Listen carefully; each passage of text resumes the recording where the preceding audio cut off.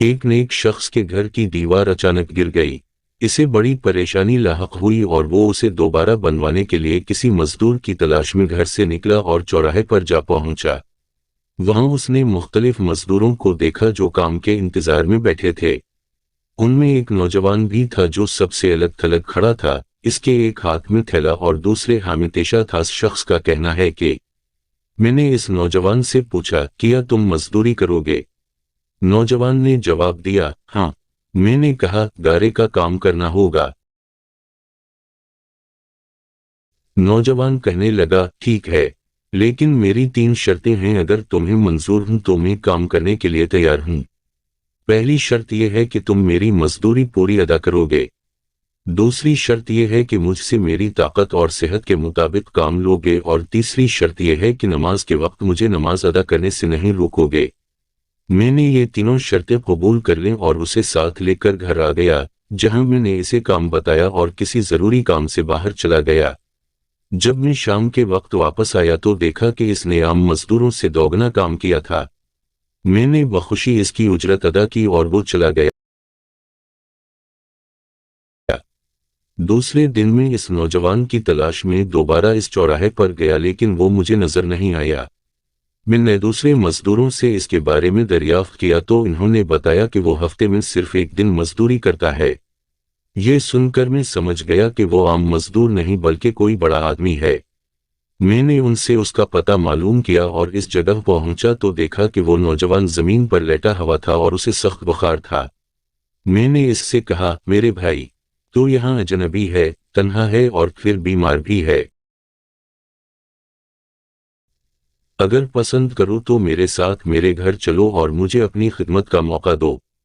اس نے انکار کر دیا، لیکن میرے مسلسل اصرار پر مان گیا، لیکن ایک شرط رکھی کہ وہ مجھ سے کھانے کی کوئی شے نہیں لے گا۔ میں نے اس کی یہ شرط منظور کر لی اور اسے اپنے گھر لے آیا۔ وہ 3 دن میرے گھر قیام پذیر رہا، لیکن اس نے نہ تو کسی چیز کا مطالبہ کیا اور نہ ہی کوئی چیز لے کر کھائی۔ چوتھے روز اس کے بخار میں شدت آ گئی تو اس نے مجھے اپنے پاس بلایا اور کہنے لگا، میرے بھائی، لگتا ہے کہ اب میرا آخری وقت قریب آ گیا ہے، لہٰذا جب میں مر جاؤں تو میری اس وصیت پر عمل کرنا کہ جب میری روح جسم سے نکل جائے تو میرے گلے میں رسی ڈالنا اور گھسیٹتے ہوئے باہر لے جانا اور اپنے گھر کے ارد گرد چکر لگوانا اور یہ صدا دینا کہ لوگوں، دیکھ لو، اپنے رب تعالیٰ کی نافرمانی کرنے والوں کا یہ حشر ہوتا ہے۔ علامت واغین، شاید اس طرح میرا رب عزوجل مجھے معاف کر دے۔ جب تم مجھے غسل دے چکو تو مجھے انہی کپڑوں میں دفن کر دینا، پھر بغداد میں خلیفہ ہارون رشید کے پاس جانا اور یہ قرآن مجید اور انگوٹھی انہیں دینا اور میرا یہ پیغام بھی دینا کہ اللہ عزوجل سے ڈرو، کہیں ایسا نہ ہو کہ غفلت اور نشے کی حالت میں موت آ جائے اور بعد میں پچھتانا پڑے، لیکن پھر اس سے کچھ حاصل نہ ہوگا۔ وہ نوجوان مجھے یہ وصیت کرنے کے بعد انتقال کر گیا۔ میں اس کی موت کے بعد کافی دیر تک آنسو بہاتا رہا اور غمزدہ رہا۔ پھر نہ چاہتے ہوئے بھی میں نے اس کی وصیت پوری کرنے کے لیے ایک رسی لی اور اس کی گردن میں ڈالنے کا قصد کیا تو کمرے کے ایک کونے سے ندا آئی کہ اس کے گلے میں رسی مت ڈالنا، کیا اللہ عزوجل کے اولیاء سے ایسا سلوک کیا جاتا ہے؟ یہ آواز سن کر میرے بدن پر کپکپی طاری ہو گئی۔ یہ سننے کے بعد میں نے اس کے پاؤں کو بوسہ دیا اور اس کے کفن و دفن کا انتظام کرنے چلا گیا۔ اس کی تدفین سے فارغ ہونے کے بعد میں اس کا قرآن پاک اور انگوٹھی لے کر خلیفہ کے محل کی جانب روانہ ہو گیا۔ وہاں جا کر میں نے اس نوجوان کا واقعہ ایک کاغذ پر لکھا اور محل کے داروغہ سے اس سلسلے میں بات کرنا چاہی تو اس نے مجھے جھڑک دیا اور اندر جانے کی اجازت دینے کی بجائے اپنے پاس بٹھا لیا۔ آخر کار خلیفہ نے مجھے اپنے دربار میں طلب کیا اور کہنے لگا، کیا میں اتنا ظالم ہوں کہ مجھ سے براہ راست بات کرنے کی بجائے رقیہ کا سہارا لیا؟ میں نے عرض کی، اللہ تعالیٰ آپ کا اقبال بلند کرے، میں کسی ظلم کی فریاد لے کر نہیں آیا بلکہ ایک پیغام لے کر حاضر ہوا ہوں۔ خلیفہ نے اس پیغام کے بارے میں دریافت کیا تو میں نے وہ قرآن مجید اور انگوٹھی نکال کر اس کے سامنے رکھ دی۔ خلیفہ نے ان چیزوں کو دیکھتے ہی کہا، یہ چیزیں تجھے کس نے دی ہیں؟ میں نے عرض کی، ایک گارا بنانے والے مزدور نے۔ خلیفہ نے ان الفاظ کو 3 بار دہرایا، گارا بنانے والا، گارا بنانے والا، گارا بنانے والا، اور رو پڑا۔ کافی دیر رونے کے بعد مجھ سے پوچھا، وہ گارا بنانے والا اب کہاں ہے؟ میں نے جواب دیا، وہ مزدور فوت ہو چکا ہے۔ یہ سن کر خلیفہ بے ہوش ہو کر گر گیا اور عصر تک بے ہوش رہا۔ میں اس دوران حیران و پریشان وہیں موجود رہا۔ پھر جب خلیفہ کو کچھ افاقہ ہوا تو مجھ سے دریافت کیا، اس کی وفات کے وقت تم اس کے پاس تھے؟ میں نے اس بات میں سر ہلا دیا تو کہنے لگا، اس نے تجھے کوئی وصیت بھی کی تھی؟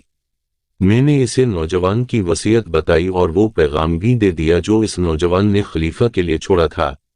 جب خلیفہ نے یہ ساری باتیں سنیں تو مزید غمگین ہو گیا اور اپنے سر سے عمامہ اتار دیا، اپنے کپڑے چاک کر ڈالے اور کہنے لگا، اے مجھے نصیحت کرنے والے، اے میرے زاہد و پارسا، اے میرے شفیع۔